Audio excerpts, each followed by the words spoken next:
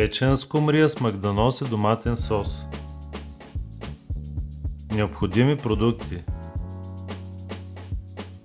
5 броя риба скумрия, 8 супени лъжици олио, доматено пюре, 2 връзки магданоз, лимонов сок, сол.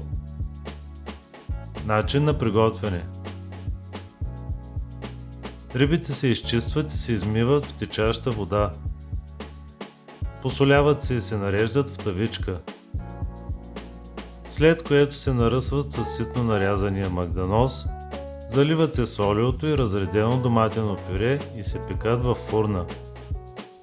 След като се извадят, се поръсват с малко лимонов сок. Да ви е вкусно!